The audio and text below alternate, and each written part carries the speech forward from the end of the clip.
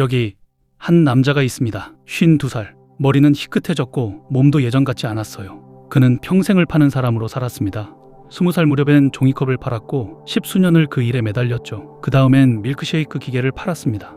무거운 가방을 들고 미국의 도시들을 끝없이 돌았어요. 말솜씨도 좋았고 누구보다 부지런했습니다. 그런데 큰 돈은 늘 그를 비껴갔어요. 친구들이 은퇴를 이야기하는 나이가 되도록 그는 여전히 길 위에 있었습니다. 그러던 어느 날 그의 책상에 이상한 주문서가 올라옵니다. 캘리포니아의 작은 햄버거 가게가 그의 밀크쉐이크 기계를 한꺼번에 8대나 주문한 거예요. 그의 기계는 한 대로 5잔을 동시에 만듭니다. 8대면 40잔. 한 번에 밀크쉐이크 40잔을 만드는 햄버거 가게라니. 큰 호텔도 그렇게는 않습니다. 그는 차에 올라탔어요. 직접 그 가게를 보러 가기로 한 겁니다.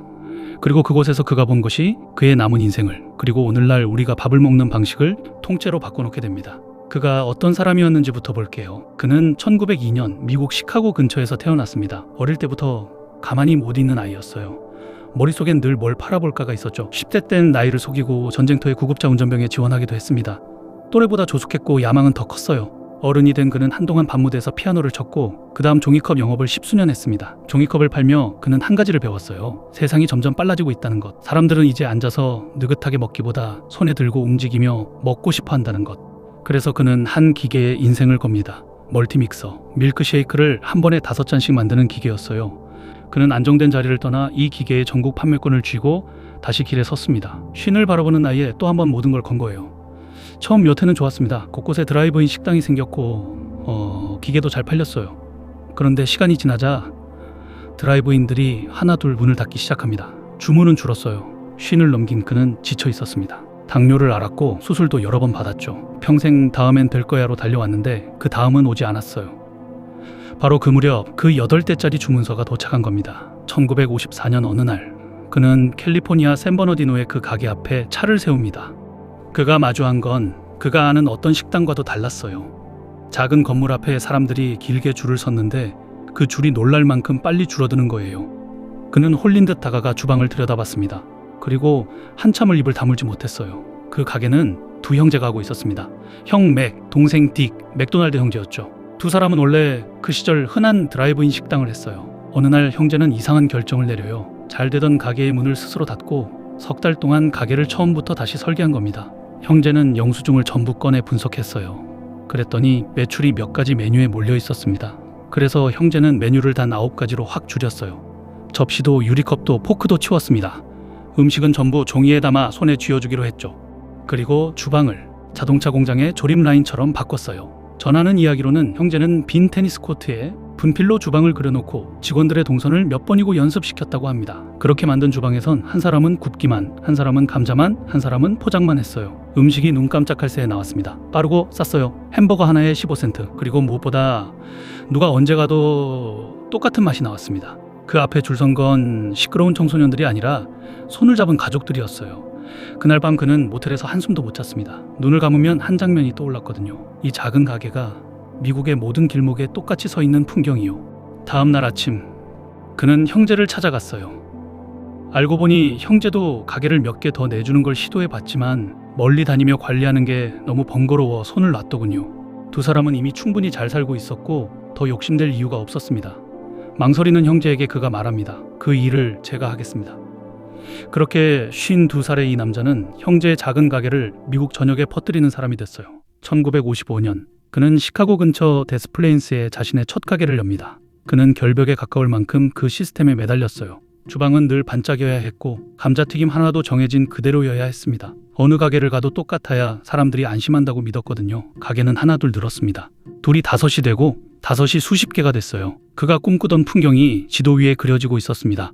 그런데 여기서 이상한 일이 벌어집니다. 가게는 분명히 늘어나는데 그의 회사 통장은 점점 비어갔어요. 빚은 늘었고 직원 월급을 어떻게 주나 밤마다 고민했습니다. 꿈은 커지는데 왜 돈은 모이지 않았을까요? 문제는 계약서였어요. 형제와 맺은 계약은 그에게 너무 적은 몫만 남겼습니다. 가게가 매출을 아무리 올려도 그의 회사로 오는 건 아주 얇은 한 조각뿐이었고 그마저 일부는 형제에게 보내야 했죠. 가맹점주는 햄버거를 팔아 돈을 벌고 형제는 가만히 앉아봤는데 정작 이 모든 걸 두 발로 굴리는 그의 회사만 빚더미였어요. 형제와 부딪히기도 했습니다. 그는 가게를 더 좋게 바꾸고 싶었지만 형제는 원래 방식 그대로를 고집했어요. 작은 것 하나 바꾸려 해도 캘리포니아의 형제에게 편지로 허락을 받아야 했죠. 그는 거대한 무언가를 만들고 있는데 그게 그를 부자로 만들기는커녕 갉아먹고 있었어요. 쉰이 넘은 나이에 그는 또 벼랑 끝이었습니다. 바로 그때 그의 회사에 한 남자가 합류합니다. 돈을 다루는 사람이었어요. 이름은 해리 손본. 그리고 이 남자가 모든 걸 뒤집을 생각 하나를 들고 옵니다. 손본의 생각은 이거였어요. 크록은 자신이 햄버거 장사를 한다고 여겼지만 손본이 보기에 맥도날드가 진짜 해야 할 건 부동산이었습니다. 무슨 말일까요? 새 가게가 들어설 땅. 지금까진 그 땅을 가맹점 하려는 사람이 알아서 구해왔어요. 손본은 그걸 멈추자고 했습니다.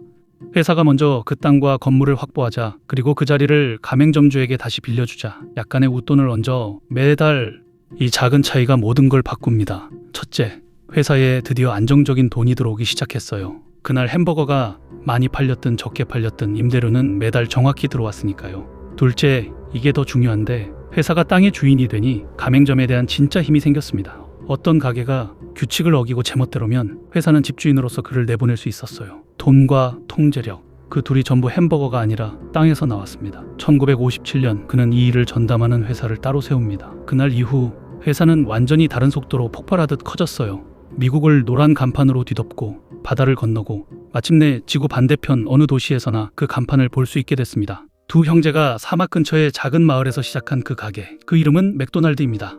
그리고 그 작은 가게를 전 세계 제국으로 키운 그 외판원의 이름은 레이 크록입니다. 그래서 좀 이상한 일이 벌어졌어요. 맥도날드라는 이름도 30초 만에 햄버거를 내놓는 그 똑똑한 시스템도 분명 형제의 것이었습니다. 하지만 오늘 우리가 아는 그 거대한 맥도날드를 만든 사람은 정작 맥도날드라는 이름을 가져본 적 없는 이 남자였어요. 이 이야기엔 그늘도 있습니다.